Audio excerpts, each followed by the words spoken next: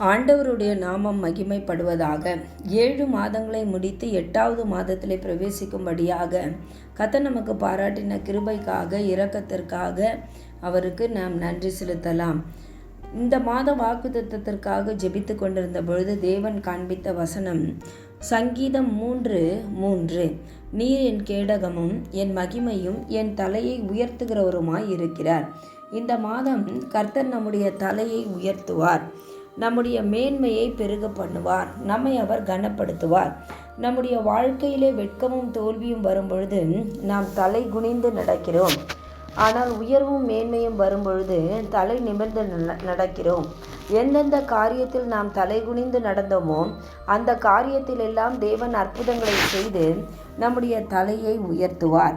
இந்த நாளிலும் கூட எந்தெந்த இடங்களிலே தேவன் நம் தலையை உயர்த்துகிறார் அல்லது எப்படிப்பட்ட நிலைகளிலே உயர்த்துகிறார், அதற்கு நாம் என்ன செய்ய வேண்டும் என்று நாம் தியானிக்கும்படியாக நாம் கடந்து வந்திருக்கிறோம்.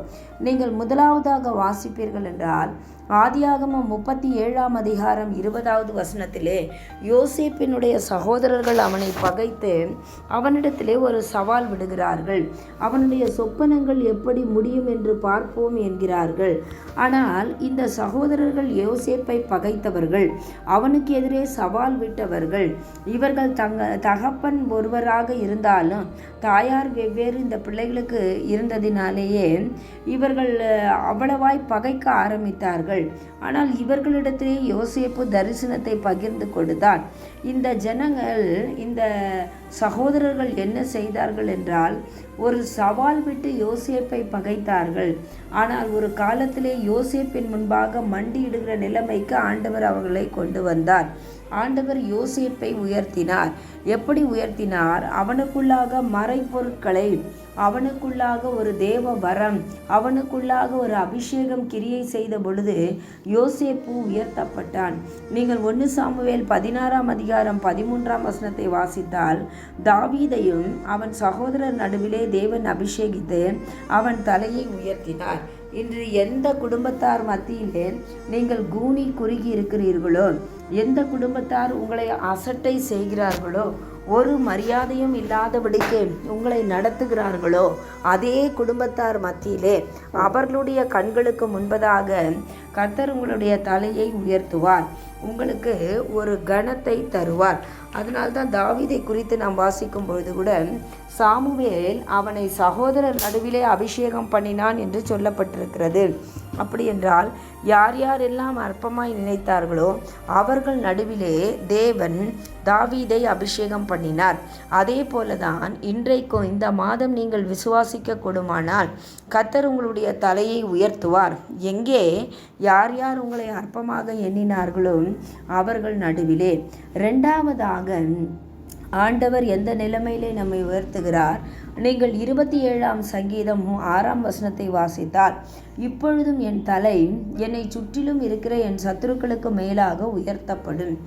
நம்முடைய சத்துருக்களை தேவன் முற்றிலும் அழிக்காதபடி அப்படியே நமக்கு முன்பாகவே விடுகிறார். நாம் நினைக்கிறோம், ஐயோ நாம் ஏன் இங்கே எடுக்கணும், நாம் இந்த சத்துருக்களின் கண்களுக்கு மறைவாக எங்கேயாவது போனால் நலமாய் இருக்குமே என்று சொல்லி நாம் நினைக்கிறோம். ஆனால் கர்த்தர் என்ன செய்கிறார்னா, சத்துருக்களை ஏன் வைத்திருக்கிறார்? நம்முடைய தலையை உயர்த்தும்படியாக, அவர்களுடைய கண்களுக்கு முன்பதாக. அதனால்தான் சங்கீதக்காரன் எழுதுகிறான், 23ஆம் சங்கீதம் 5ஆம் வசனத்தை வாசித்தால் என் சத்துருக்களுக்கு முன்பாக நீர் எனக்கு ஒரு பந்தியை ஆயத்தப்படுத்தி என் தலையை எண்ணெயால் அபிஷேகம் செய்கிறீர் என்று சொல்லுகிறார். உதாரணமாக நீங்கள் மொர்தேகாயின் வாழ்க்கையை எடுத்துக்கொள்வீர்கள் என்றால் இந்த மொர்தேகாய் வாசலிலே கிடந்தவன். ஆமான் இவனை பகைக்கிறான். பகைக்கிறது மாத்திரமல்ல, ஆமான் இவன் மேலே கொண்ட வெறியினாலே இவனுடைய வம்சம், இவனுடைய இன மக்கள் எல்லாரையுமே அழிக்க வேண்டும் என்று நினைத்து கங்கணம் கட்டி கொண்டு தெரிகிறான். இந்த நிலைமையிலே மொர்தேகாய் ஜெபிக்கும்படியான ஒரு ஜெபக்குறிப்பு வருகிறது. அவர் சூசானில் இருக்கிற எல்லா யூதரையும் கூடி வர செய்து அவர் என்ன செய்தார் என்று சொன்னால் ஜெபத்தை நடத்துகிறார்.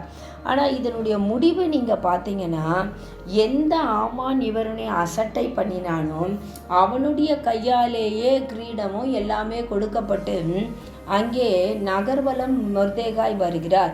கர்த்தர் மொர்தேகாயை பெரியவனாக்கினார். ஸ்டெப் பை ஸ்டெப் கர்த்தர் கொண்டு வந்தார். இதற்கு காரணம் என்னன்னா, மொர்தேகாயினுடைய பிரயாசம், ஜெபத்திற்காக திறப்பில் நிற்கிறதற்காக அவன் பட்ட பிரயாசம் அதிகமான ஒரு பிரயாசம். எனவே தான் கர்த்தர் அவனுடைய தலையை மேலும் மேலும் உயர்த்தினான். அவன் எப்படிப்பட்டவனாக இருந்தான்? ஆகாஸ்வேருக்கு 2வதாக இருந்தான் என்று சொல்லி வேதம் சொல்லுகிறது. எஸ்தர் 10வது அதிகாரம் 2ஆம் வசனத்திலே சொல்லப்பட்டிருக்கிறது. நம்முடைய வாழ்க்கையிலே கர்த்தர் நம்முடைய தலையை உயர்த்துவார். எங்கே? நம்முடைய சத்துருக்களுக்கு முன்பதாக நம்முடைய தலையை அவர் உயர்த்துவார். 3வதாக நீங்கள் பார்ப்பீர்கள் என்றால், தானியேலின் புஸ்தகம் 3ஆம் அதிகாரம் 30வது வசனத்திலே 3 வாலிபர்களை பாபிலோன் தேசத்திலே உயர்த்தினான் என்று வேதத்திலே வாசிக்கிறோம். இந்த வாலிபர்களுக்குள்ளாக ஒரு விசுவாசம் இருந்தது. அது என்ன விசுவாசம்? எங்கள் ஆண்டவர் எங்களை தப்புவிப்பார் மாத்திரமல்ல, தப்புவிக்காமற் போனாலும் நாங்கள் இந்த சிலையை பணிவதில்லை என்று சொல்லி வைராக்கியமாக அவர்கள் நிற்கிறார்கள். இதனுடைய விளைவு என்ன? அவர்கள் நெருப்பிலே போடப்படுகிறார்கள். நெருப்பிலே போடப்பட்டு இவர்கள் அவ்வளவுதான் அழிந்து விட்டார்கள், இனிமேல் இவர்கள் வெளியே வரமாட்டார்கள் என்கிற நிலைமையிலே இருப்பார்கள் என்று ராஜா நினைத்து கொண்டிருந்தான். ஆனால் கர்த்தரோ அவர்கள் நடுவிலே உலாவினார். அவர்களை மீண்டுமாக வெளியே கொண்டு வந்தார். கொண்டு வந்தது மாத்திரமல்ல, முழு தேசம் அனைத்திலும் கர்த்தர் அவர்களுடைய தலையை உயர்த்தினார். இந்த மாதத்திலே நீங்கள் விசுவாசிக்க கூடுமானால், நீங்கள் வாழுகிற பகுதியிலே இருக்கிற மக்கள் மத்தியிலே தேவன் உங்களுடைய தலையை உயர்த்துவார். தேவன் உங்கள் பிள்ளைகளுக்கு நன்மை செய்து உங்களுடைய தலையை உயர்த்துவார். கர்த்தர் செய்த ஆசீர்வாதம் ஒன்றுமே தடைப்படவே படாது. இந்த மாதம் நம்முடைய தலை உயர்த்தப்படுகிற மாதம். இந்த மாதம் துன்பத்தை கண்ட வருஷங்களுக்கு நிறைவாய் பலனை பெற்றுக்கொள்ளுகிற மாதம். இந்த மாதத்திலே நாம் ஒன்று சொல்ல போகிறோம், என் தலை மகிமையாய் உயர்த்தப்படும். நிச்சயமாகவே கர்த்தர் மகிமையாய் நம்முடைய தலைகளை உயர்த்துவார். நாம் சகோதரர் நடுவிலே மாத்திரமல்ல, சத்துருக்களின் முன்பதாக மாத்திரமல்ல, தேசத்திலேயும் நம்முடைய தலை உயர்த்தப்படும்.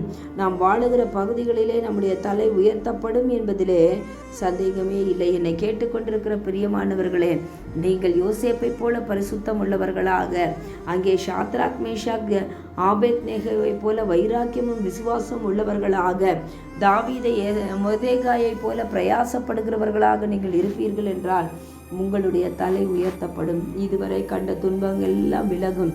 நீங்கள் விசுவாசிங்க, கர்த்தர் என் தலையை உயர்த்துவார். கர்த்தர் என்னுடைய தோல்விகளை எல்லாவற்றையும் ஜெயமாய் மாற பண்ணுவார் என்று சொல்லி கர்த்தர் தாமே உங்களை ஆசீர்வதிப்பாராக. ஆமென். God bless you all.